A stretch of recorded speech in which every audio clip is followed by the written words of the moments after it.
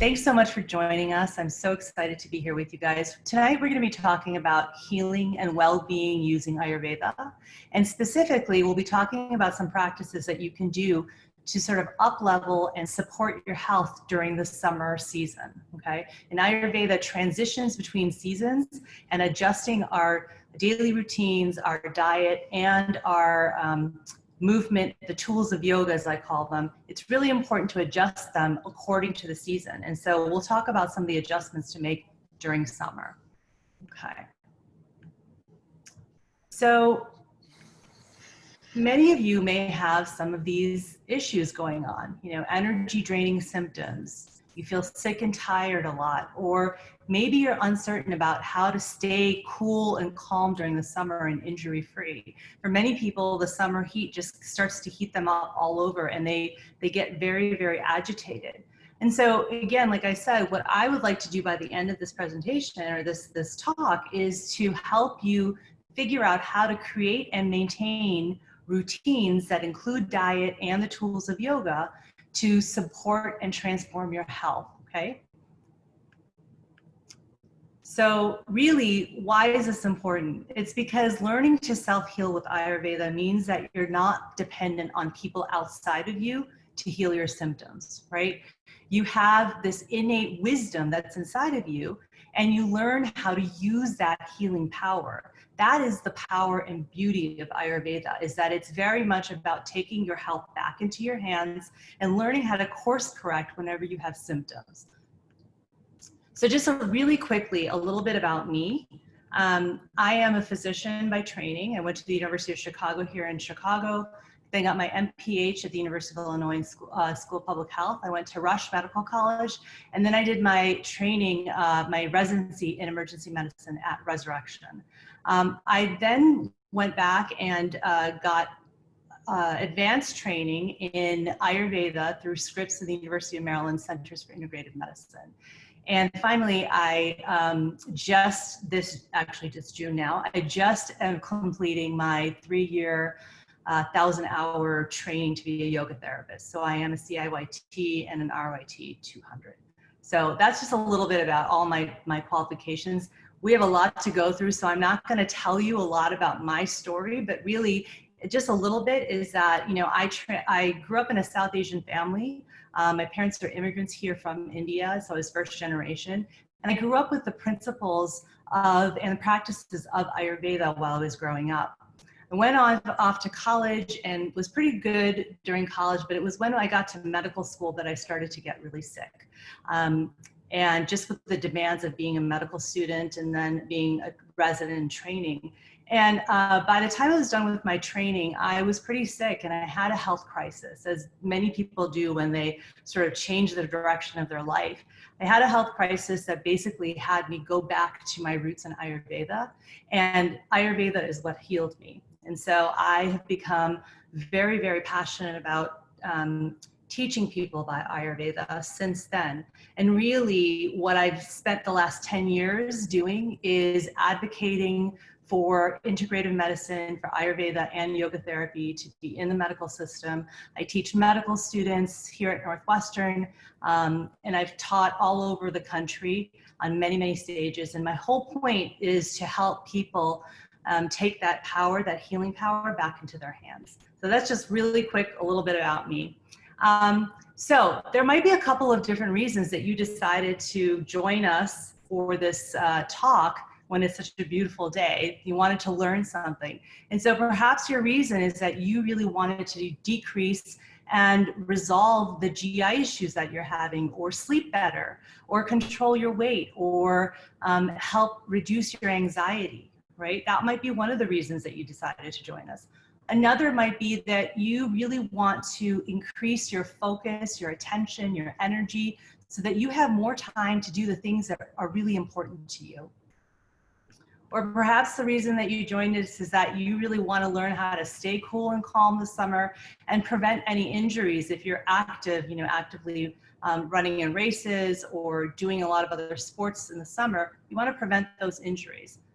Whatever your reason is, I am so excited to support you in that. What I would really love is if any of you who are on the chat, if you could just type into the chat which of these sort of applies to you. That way I'll have a little bit of an idea of who's in the audience and make sure that I tailor some of my examples towards you. So that would be great to see. Number 1, 2, or 3, you could put all 3 in just so I get a little bit of an idea. And maybe Kelly could just tell me. It looks like 1 and 2s, all of them. Okay, great. Tells me a lot. Thank you. So I just want you to vision what would feel like to wake up every morning super excited, super refreshed, not tired, and just ready and energetic for the day. How would that feel, right? And that's really what I want to teach you to feel, and that's what I want to teach you how to do for yourself, okay? So we're going to go through 3 secrets that come from Ayurveda that are things that you can do to really up-level your health and support your health. The first one is the idea of living in harmony with nature, right? In Ayurveda, we believe that when we live in harmony with nature, we have optimal, vibrant health, okay? That's really the basis of Ayurveda, okay? So if I was really to sum it up all in, one concept, it's exactly that. When you live in harmony with nature, you can have optimal health. Now, Ayurveda is a Sanskrit word. It comes, and it means quite literally the knowledge or science of life. And Ayurveda is the oldest system of healing. It's 5,000 years old.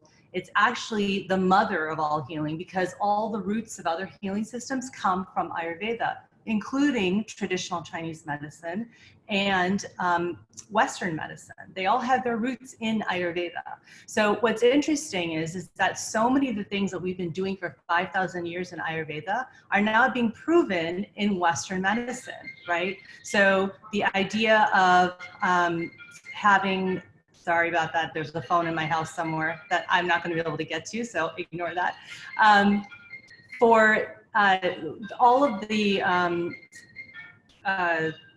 research that's been done is proving everything. So for instance, gut health, right? Gut health has become such an interesting, important concept in Western medicine. We've known for 5,000 years old that the digestion is the basis for all health, right? And we're now learning in medical science that the gut is the second brain of the body, okay?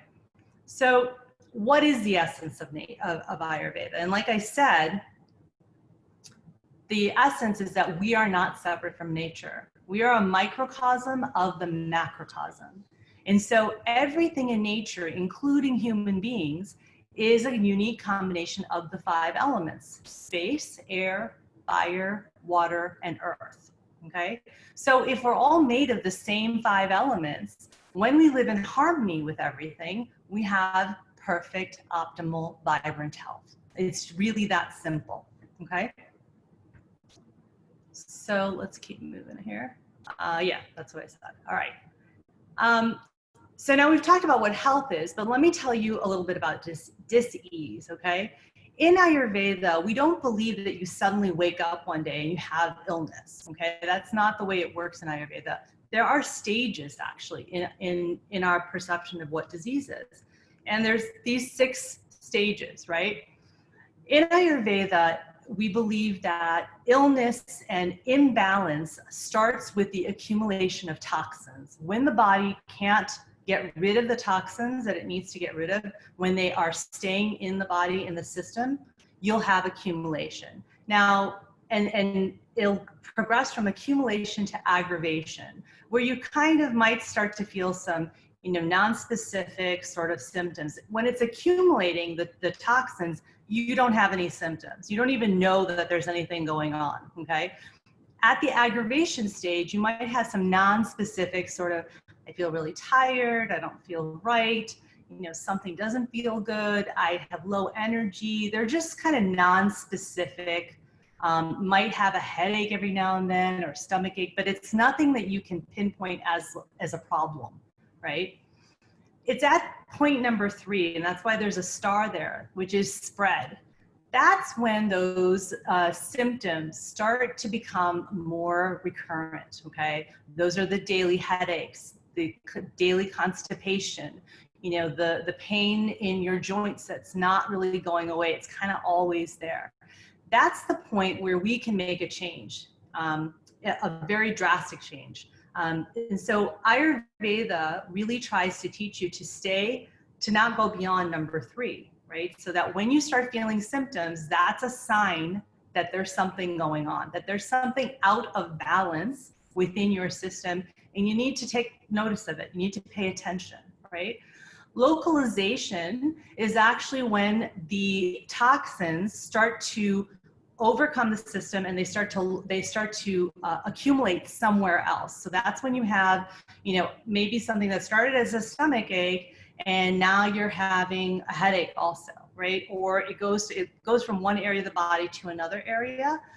Again, it can be just symptoms that are just really annoying. It can increase in severity. Manifestation is when it's actually termed a chronic illness. That's really when, you know, you usually have physicians getting involved, doing labs, doing tests, giving you medications, because they've actually diagnosed it as a specific illness, okay? And then disruption is really when it's kind of to the point where it's very hard to come back from there.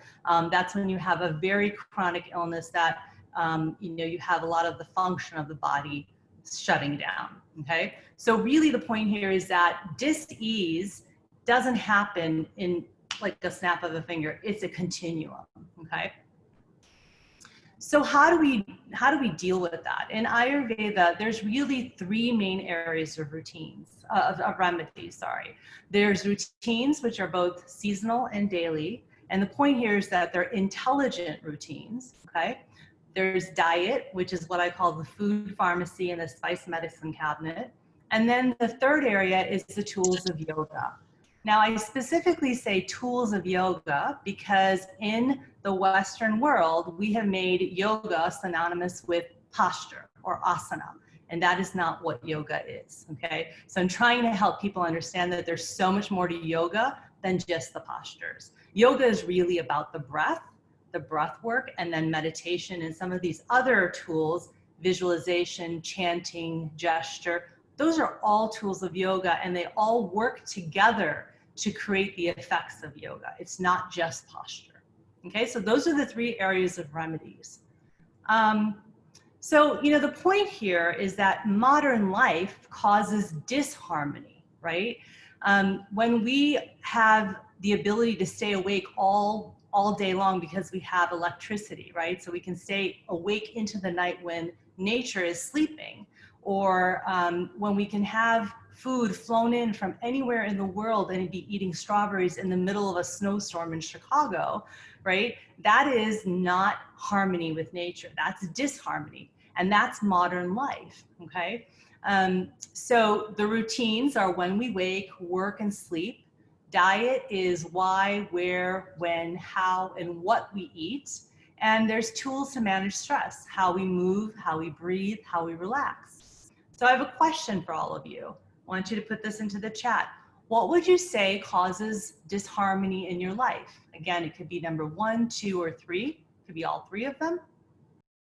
But let's go to number 2, okay? Secret number 2, which is the strength of your digestion, or the fire, which is Agni in Sanskrit, is the key to the strength of your immunity and for your overall health. As I said, the digestion is absolutely the key to health. And we are finding that out in Western medicine, right? And so again, the road to disease, as I talked about before, is that you have this increase in toxins, which leads to symptoms, leads to disease, leads to illness, leads to chronic illness. And the point is here is that it's a continuum, right? But we can course correct. And really, we want to try and course correct at the symptoms or the disease state where things are still manageable.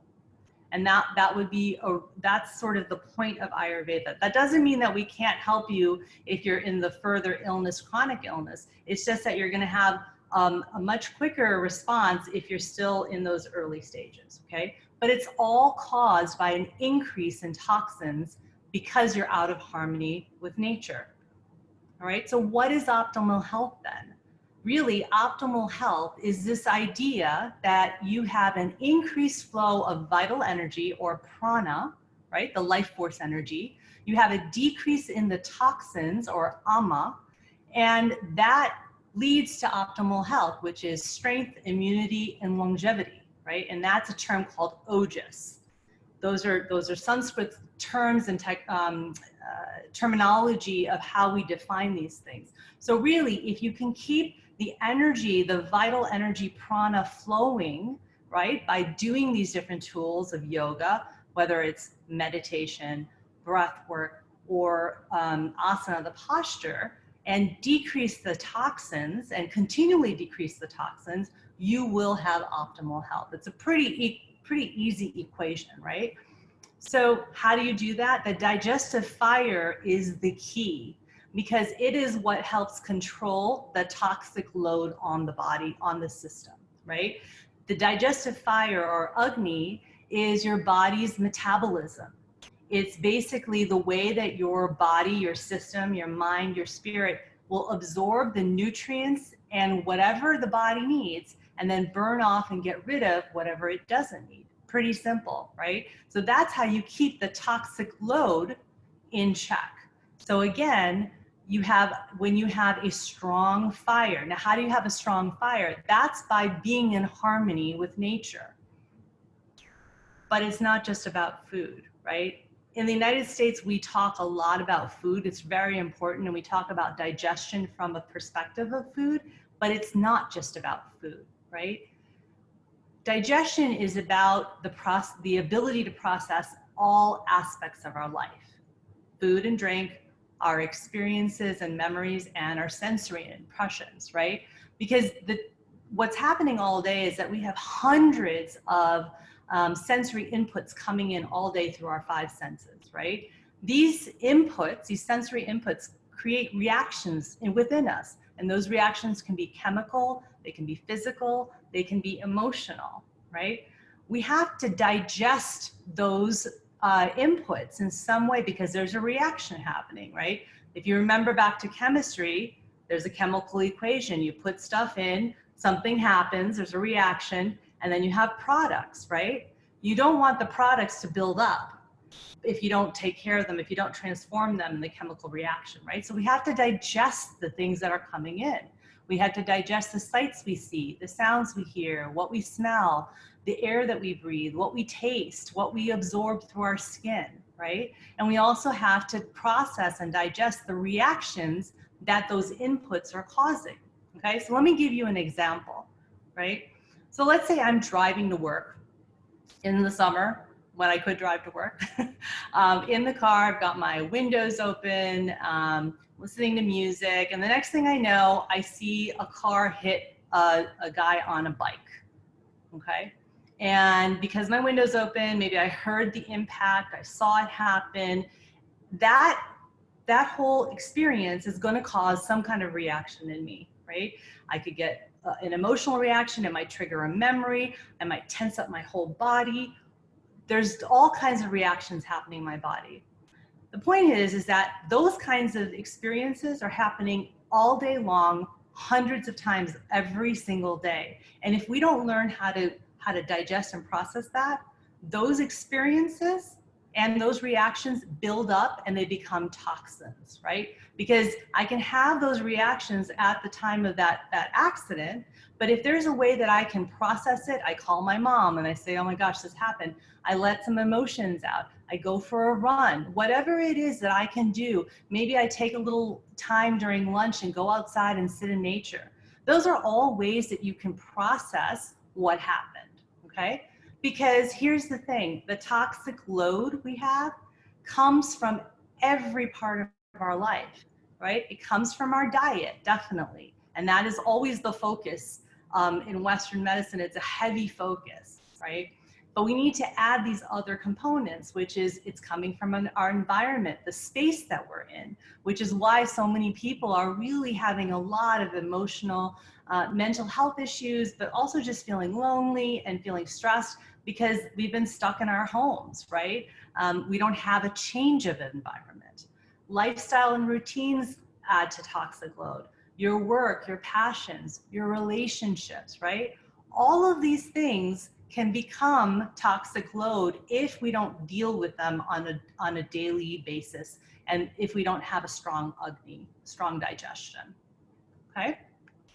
All right. So again, let's have you guys put your answers into the chat. What would you say is causing your toxic load? Just think about these areas of life: my lifestyle and routines, my work, my relationship, my diet, or my environment. Which would you say? And it may be a few, but let's say, like, what are the top 2? So secret number 3 to maintaining your health is this idea of balance. Now, balance is a hard word to use, but it's sort of the best word to use, but it also causes a lot of reactions in people, including myself. But it's really harmony, right? And it's different for every person. There is no such thing as balance that's perfect, right? And what is health supporting for one person can be health weakening for another person, okay? So what do I mean by that? In Ayurveda, we believe that you have a genetic blueprint, okay, which is your prakriti. That's your perfect balance that you were born with. And that's a unique ratio of the 5 elements that's determined at conception. And it determines the expression of your physical, mental, emotional, and energetic composition in balance. That doesn't mean that you have equal amounts of earth, fire, water, space, air. That's not what it is. It's whatever ratios of those things that you have. When you can stay close to that ratio in balance, when you don't have signs and symptoms, that's when you're closer to your genetic balance. You will have optimal health. Now, here's the thing. You pretty much are never going to be in that exact prakriti, that genetic blueprint, except that at the time of birth, because the reality is that we are constantly moving in and out of balance, closer and farther away from balance. That's just the nature of being human, right? So that's why balance can be a difficult word to talk about. You know, it's really, an imbalance can be very, very subtle or very, very gross, right? It can be something so simple as we talked about the disease process, right?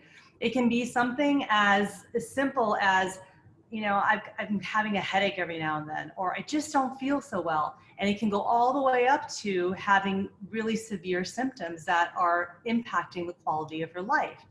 The point here is that it's a dance, right? And again, there's no judgment here. Nothing is good or bad. And it's a dance between this state of imbalance and balance. It's what I call course correcting. So as you get further into imbalance, when you have lots of signs and symptoms that are showing up, it's up to you to take notice, right? To say, these things are showing up. Why are they showing up? What are they trying to tell me, right? And then you got to do something about it. And that's what Ayurveda does, is it gives you the power to do something about that, right? And again, there's no judgment in Ayurveda. Nothing is good or bad. There's no good foods and bad foods. There's no good movement and bad movement. It's all about what is going to create balance in you. And what could be health supporting for you won't be health supporting for somebody else. In addition, what might be health supporting during one time of the year is not health supporting during the other time of the year. Okay, the easiest way to talk about that is this, let's talk about diet, right? I have a lot of patients who will come to me and they are very conscious of what they're eating. You know, they're really, really into nutrition and they're eating salads, they're eating raw foods, and they're coming to me and saying, I am so anxious. My anxiety is really high. I, can't sleep at night. I'm having dry skin. All of these issues, I have a lot of constipation, and they can't figure out what's going on. They really exercise, they move, and they're very conscious of what they're eating. The thing is that the salads are actually causing an imbalance in them. It's raising their anxiety because of the properties in raw foods, okay? That's one example. Now, the other example is that, how many of us actually like to eat salads in the winter, especially if we live in a place like Chicago? I can tell you, I don't like to eat salads in the winter. There's a reason we don't like it, because it's not natural, it's not nourishing, it's not health supporting in the winter. What we crave in the winter is, soups and stews and maybe foods that have a little more fat in them and a little bit more sugar in them, right? Because we need all of that to keep ourselves warmer. In the summer, however, eating something that's a heavy stew does not sound appetizing at all, right? We all want to have, fruits and vegetables and raw foods, and that actually is a really good time to have those, because that's going to help cool us down, and we're going to talk about that. The point here is that, there is no good or bad, right? Salads are good, they're bad. They may be health supporting for you or health weakening for you, depending on the time of year, the time of life, and what else is going on for you. So again, my basic philosophy is that you add things that support your health one at a time. And soon enough, they crowd out all of the unsupportive habits, okay? So the idea here is not to take everything that I tell you in the upcoming slides and say, I'm gonna try everything at once, because Ayurveda is a lifestyle, okay? You wanna pick one thing that feels doable, do that, link it to something you're already doing. That's probably one of the best pieces of advice I can give you. Link a new habit to something that you already do. You're gonna be much more likely to stick with it, okay? So what are the remedies? Again, there's routines, intelligent routines, diet, and then the tools of yoga. I wanna make sure I get through all. I have no idea where I am on time, let's see. Okay, I got a little time, because I want to make sure we have some time for questions. So those are the 3 secrets to really staying healthy and having your health be optimal and vibrant, right? Now let's just talk about some things that you can do in the summer, some biohacks, as I call them, all right?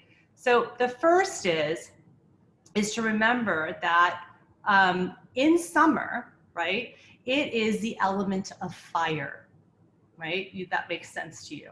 And what are the qualities of fire? The qualities of fire is that it's hot, it's sharp, it's kind of oily, it's mobile, it moves, right? It's quick. Those are qualities, because Ayurveda is a qualitative science. It's not a quantitative science. There are no labs, there are no, tests that are done. This is very qualitative, right? And the point is that all of us understand qualities, from a very young age, and we can describe what fire feels like. So if you think about summer and it's an increase of fire, right? The heat outside. Those are the qualities of fire. Everything heats up, it lights up, it activates, right? It also creates this sort of sense of playfulness, right? And clarity. Those are also sort of qualities of fire. And so heat outside will cause heat inside, right? If it's not balanced and not balanced out and counterbalanced, right? So if you have a lot of heat, to bring the heat down, you got to add things that are cool. It's a very basic principle. So that's how you can figure out what to do, right? So if you have lots of heat outside, it's going to cause increased heat on the inside. So we have to do things to balance that heat by doing things that are cooling. Now, how will you know that the heat is rising inside of you, besides feeling a little bit warmer when you're outside? Well, you might have these symptoms that show up in the summer: indigestion, increased acid reflux, maybe you're having diarrhea. A lot of people will show up with rashes and acne. That's literally fire trying to escape the body. Can you picture this in your head? It's very qualitative and very intuitive, right? You might feel really irritable and short-tempered and get very, very competitive. I have quite a few friends who are runners, and they run every 10K in the summer, and they're marathoners, and they always end up hurting themselves because they're super competitive, and the heat just adds that quality of fire to their already fiery personality, right? And because of that, I also see a lot of people with increased injuries in the summer. So again, the heat outside is causing a lot of heat on the inside. So what do we do? How do we balance that and sort of bring that heat down, right? Well, the first thing is to think about the Ayurvedic clock, all right? And that's basically based on the daily path of the sun, and it tells us what to do and when to do it. So at the most basic level, it's talking about what time to wake and what time to go to sleep, and what time to have your meals, okay? Sorry about that, let me tell you what that is.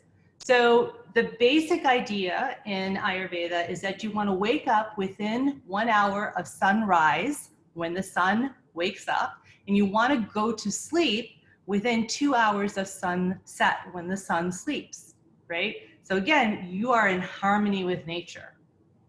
That's why when we stay up really, really late, we start to have issues because we're not in harmony with the natural rhythm of life. Okay, so that's one really easy way to think about the Ayurvedic clock, and a very basic thing to think about. The other thing that we're going to talk about in just a minute is that you also want to make sure that your meal times are very regular. Okay, the body understands what to do, and you want to have your largest meal in the middle of the day when the sun is at the highest point in the sky. Right? We've always been told, be careful in the middle of the day, make sure you have sunscreen, your sun protection, because it's the hottest time of the day, anywhere from 10 a.m. to 2 p.m. The sun is burning the hottest, right? It's the highest in the sky. Well, it's the same thing within us.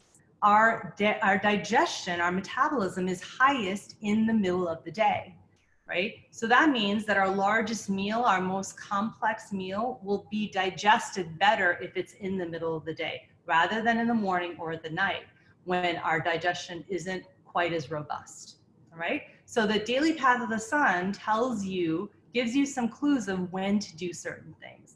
And in the summer, the days are longer. So you probably are gonna be up longer, and that's okay. That's not something that you're gonna do throughout the whole year, right? When we get into fall and winter, the days get shorter. So then that means that our days should get shorter and we should be sleeping more. Right? Again, we're staying in rhythm with nature. All right, so what's number 2? Summer biohack number 2 is the principle of Ayurvedic eating. This basically says that what you eat matters, but why, where, when, and how much you eat matters more, right? Seasonal eating is important in Ayurveda, but it's not actually the most important thing. And usually when I see patients, I don't tell them what to eat at all. The only guidelines I give them are what I just told you, is make sure that you eat your largest meal in the middle of the day because your digestion will be able to handle it better, and make your breakfast and your lunch easier to digest. Make sure that you are treating food as nourishment. It is nourishment, right? And when you treat it that way, it actually nourishes your body. Make sure that you are sitting down at a table. We're not eating while we're walking, in the car, in front of a computer, while we're driving. That is not nourishing, right? We need to sit down somewhere, outside, inside, set the table, right? Make it a beautiful, nourishing experience, and you will see that the food is going to be different inside you. It's going to react differently with you. This is the reason that when I have people who are eating all organic foods and so careful about what they're putting into their bodies, they're still having health issues because they're eating on the run. They're never sitting down. They're eating at all different times of the day, right? Those are things that are causing problems. I'll tell you that I have had so many patients who all we've done is adjusted when they eat their largest meal, and they have had profound changes in their health. Profound. I mean, it's the simplest thing. They're just moving the high, protein sort of or raw foods that they're eating. They're not eating them at dinner, later at night, or in the morning. They're eating in the middle of the day. Their body is processing it better because their digestion is higher. Okay? So that's the first thing to remember about the principle of Ayurvedic eating, is that what you eat matters, but the other things are more important. Now, what I'll tell you about as far as what you eat, obviously in the summer, there's an abundance of these beautiful vegetables and fruits. And sometimes it's hard to know what's in season where you live because things are flown in from all over the country or all over the world. The best guide you can have is whatever is cheapest at the farmer's market or in the grocery store is probably in season, and it's probably more local, right? So just look at, that's like a great clue if you're not sure, all right? The other thing to remember is that you want to cool down your diet, right? Because the heat is rising outside, the heat's going to rise inside, so you got to decrease that heat by cooling your diet down. That you can do with sweet bitter, astringent, and cooling foods and spices. Again, nature provides all of those foods naturally. Those are the foods that are actually abundant in nature during the summer. They have those qualities. It's just the intelligence of nature, but we just have to tune into it. Okay, so I want to make sure I get through these slides. All right, and then summer biohack number 3. This is the last one. Cool and calm, slow and steady. So what does that mean? You gotta slow down and beat the heat in the summer, and you want to tone down your competitive spirit just a little bit, temper it. Okay, so what do I mean by that? Slow down what you're doing. Don't be running races all the time. Don't be doing a vinyasa flow all the time. And please don't be doing any kind of hot yoga in the summer. That's just going to increase your heat so much that you're going to have issues. That's just not something you should be doing in the summer. You want to do things that are a little bit cooling. So if you're going to do a run, you got to do something that slows you down. A slower restorative yoga, you know, get on the floor. You want to do floor poses that are lying down, supine, or sitting on the floor. Nothing that's like a lot of movement, because that's just going to increase the heat. You got to cool things down. You want to temper your competitiveness, right? I know that people love running in the summer and getting involved in all of these outdoor activities. If you're going to do that, just make sure that you counterbalance it with cooling, slower types of movement and breath practice and meditation, right? So you can do things like do the cooling breath works with which is shitali, where it's like you're sipping through a saw. That's a very cooling type of breath practice. I'm not going to teach that to you, but you can look it up. You can also make sure that whatever you meditate on, if you're doing a guided meditation, picking something on an app, look for a meditation that is a meditation upon water, like we did at the beginning of this talk, or it's upon the moon, which has very cooling effects, right? Those are the types of things you want to think about for the summer. And then, as I said, for yoga, for actual postures, you want to make sure that you're getting down on the floor, lying down, doing forward bends. These are all things that will help to cool you down, okay? All right. So last thing I want to teach you guys really fast, and I think I still have some time, is the effects of breath work. I can teach you lots of different fancy breathwork patterns like Shitali and all of these different breath patterns. But really, this is the basis. This is what I like to teach people, because my philosophy is that simple is very powerful, because simple actually is something you can use all the time. You don't have to sit there and figure out, oh, what do I do for that breath practice? I'm not sure. All you have to remember is these two things, okay? Is that the inhale is activating and the exhale is calming. If this is the only thing you remember from this entire talk, I will have done my job, because you'll actually use this and it's going to change your mental state all the time. In an instant, you can grab this idea and use it at any point to change your mental state, but also to change your entire physiology, right? So the inhale is activating and the exhale is calming. Now, how do you tap into that? I talked about this actually on the podcast, on the Sweat Life podcast episode that I was on, if you want to hear more about the specifics. But here's what it is that when you lengthen either the inhale or the exhale, you tap into the effects of that part of the breath. So if you need to get yourself energized and focused for the day, right? Or you're feeling kind of down, you want to lengthen your inhale because it's activating, it's heating, it's the sun, right? If you need to calm yourself down because you're anxious, you're overwhelmed, you're angry, maybe you're having pain or you can't sleep, you want to lengthen the exhale, and that will tap into that effect of the breath work. The 3 ways you can do it, I don't have enough time to go into it, but listen to the podcast episode. There's 3 ways to do it. You can do it by counting, which is usually kind of hard for a lot of people. I find it hard. The second is that you can pair it or link it to a movement. And the third is that you can link it to an affirmation or a mantra, okay? very simple ways, and I talk specifically about how to do that in the podcast episode. So I won't talk about it now, but this is really important. And if you can remember this, you can do this any time of the day, and change your physiology in seconds. Okay. So the point here is, are you listening? This is my now 18-year-old daughter, who would kill me if she knew that this was on this presentation. But the point here is really clear, is that when we're kids, we listen to ourselves, right? We dress up goofy if we want to. We eat when we're hungry. We cry when we're hurt, right? But somehow as we get older, we stop listening to ourselves. Ayurveda is about tapping back in and listening to yourself, listening to the signs and symptoms that are showing up, that show you something's not exactly right. I need to course correct, right? And then Ayurveda gives you the tools by this very simple principle of thinking about what is going on, what are the qualities of what I'm feeling, and let me do the opposite to balance it, okay?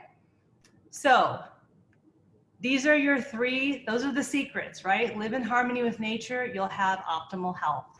The strength of your digestion is key, because it's what digests and processes all the toxins. And the toxins are coming from all aspects of our life. And the third is that balance is different for everyone. And it's different for the same person at different times of the year and different times of their life. What's health supporting at times can be health weakening at other times, okay? So, I got to the end, okay. So the point here is really that you can heal yourself. You really can, because the healer is within you. I'm a guide. I'm just someone who's along here, to hold your hand on the journey, to give you all the information from my years of study and knowledge, and share it with you so that you can reactivate that healing power that you have inside of you. So I hope that you'll take something away from this talk and start doing that for yourself. Please stay in touch. I think Kelly will forward this on so you can email me. I'm always so happy to help in any way I can, answer questions through my website, on Instagram, that's where I am a lot, and on LinkedIn, you can connect with me. But I wanted to make sure I had some time for questions. We've got like 5 minutes. So if there's anyone who has a question, please ask. Thank you so much, Avanti. That was great. I will, if you feel free to either speak up, or if you want to just write in the chat box, I will read off the questions. I know there was a couple questions about your slides. Can people get your slides if they would like them? Yeah, sure. We can connect on that. Perfect. Cool. So Amy asked, what are your favorite spices to cook with seasonally? You mentioned eating more protein and raw food at lunch. What do you recommend for dinner? Oh, so those are two separate questions. Great question. So in Ayurveda, the most basic way to start with spices is, what is the effect of it? It's either heating or cooling. That's where you should start. Don't get into all of these other properties of spices. It'll be just too confusing. So you want to think about heating and cooling. Cooling spices are things like cilantro, mint, aloe vera. Now just think about, what are the spices and herbs that your family has used in recipes in the summer? There's a reason they use them. It's all intuitive. What are the spices that your family has used in recipes in the winter, right? It's usually cinnamon, ginger, pepper, right? Those are heating spices because we're trying to heat our body up. In the summer, we're trying to cool ourselves down. So a really great clue of what spices to use when is to look at recipes, traditional recipes, and you'll get some clues that way. But you can also, I think I have a couple of things on my website talking about that too. What was the second question? Was what's good for lunch and dinner? Or sorry, breakfast and dinner? It was, you mentioned eating more protein and raw food at lunch. What do you recommend for dinner? For dinner, you want to really make anything, the rule of thumb is that anything that is broken down by an external fire, or broken down in any way, either a fire or a blender and chopped up, is going to be easier for your digestion to digest, right? Because the work has been done for it. So warm cooked foods, you want to do warm cooked vegetables. It doesn't have to be hot, but anything cooked, don't eat raw at night. It's very difficult to digest. Soups, even gazpacho in the summer, those are all great things. Smoothies, the only time of the year that I'm a proponent of smoothies is in the summer, for breakfast or for dinner. Those are really great things to think about. What about, what are some simple like tools to get you in a like routine to go to bed at that time and to wake up at that time? So I think it's, you know, a couple of different things. It's being really, first of all, committed to the idea that you got to get to bed, right?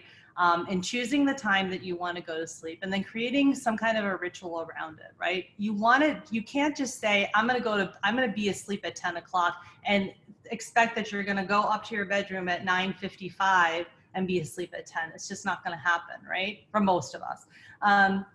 Create some kind of a routine. Give yourself the time to have a bedtime routine. You know, you drink a cup of tea, you go and journal, whatever it is, but you're creating some kind of a rhythm to get you into that state that for relaxation. And definitely the most important thing is nothing that glows after 8 o'clock. So no TVs, no screens, no phones, no computers, nothing after 8 p.m. I like that. We also had a question, meals for breakfast, anything besides smoothies for breakfast? Question. Yeah, oatmeal is a great one. Any kind of a cooked grain, whatever grain you like. It could be amaranth, it could be quinoa, anything like that. Another one is stewed apples and pears. Stewed apples are really good. You just basically cut them up real small and heat them up in some water. I think that there's also a recipe for that on my website. Very simple. Add some, you know, flavorful spices, cinnamon, nutmeg, whatever you like, and just simmer those on low heat. And then there again, it's a very pacifying food for all body types, and good any time of the year, and very easy to digest.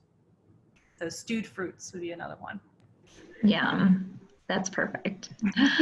I think that was all of our questions, and it's 6 p.m. on the dot. This was lovely. Thank you so much for Avanti.